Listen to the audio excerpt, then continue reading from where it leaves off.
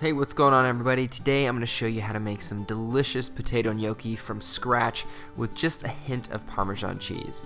Alright, so let's get started with the recipe. First up, you're going to get two large russet potatoes, put them on a little bit of foil, and then you're going to generously salt them.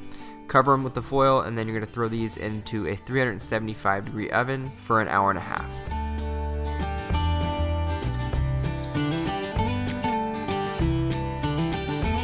Alright, so once the russet potatoes are fork tender, just pull them out of the oven and then out of the foil and then onto a cutting board, and then you're going to let them cool down for at least 2 minutes before you mess with them.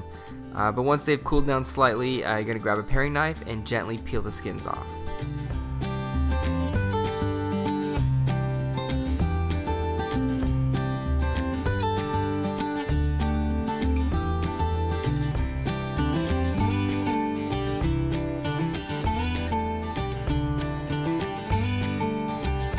Once you're done peeling the russet potatoes, you're going to grab a large mesh strainer or just a simple pasta strainer and start pushing the potatoes through that strainer and essentially just making your potato flour for the gnocchi.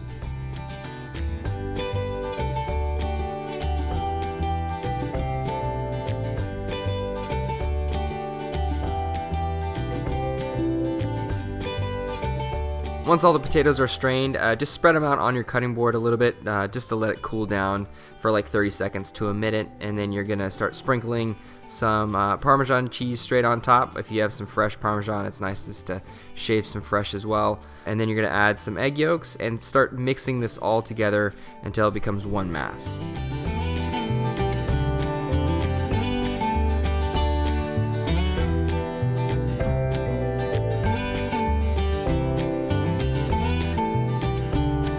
Next, you're going to want to start adding all-purpose flour to the potato dough. You should do this in 3 stages, and every time you add flour, just knead it for about 2.5 minutes or so until you have a really nice, smooth piece of dough. Once that's achieved, shape it into a nice ball, and then you're going to cut it into quarters and roll those quarters out into long strips.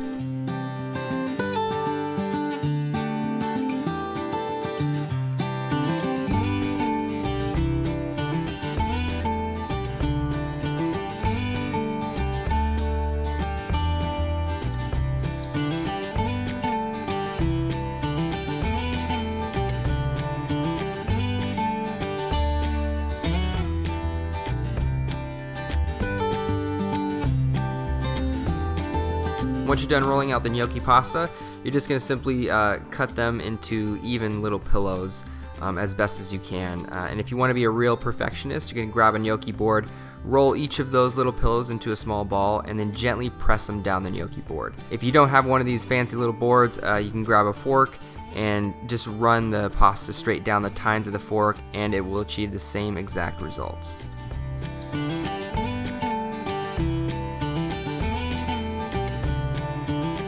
Once the gnocchi's all finished up, you're going to get some salted boiling water going, and you're going to cook this for about 5 minutes.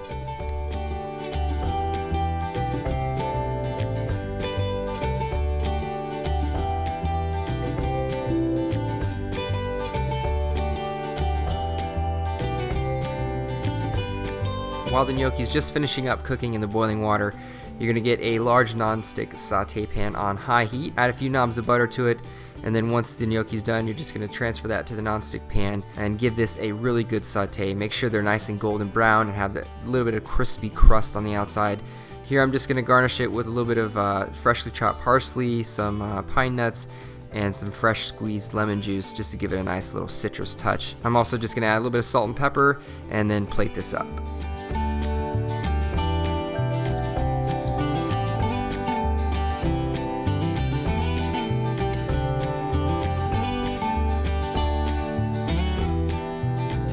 Alright, so here I'm going to finish it up with a little bit of freshly grated Parmesan cheese straight over the top and some freshly cut chives from my garden.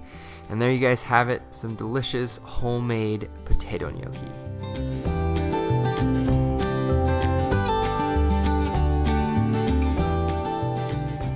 What's up guys? Hopefully you enjoyed my gnocchi tutorial. I love gnocchi. It's nice as little pillows of joy. This is the moment where I'm going to taste my food, tell you guys how I did, run you through the flavors and all that good stuff. So let me dig in.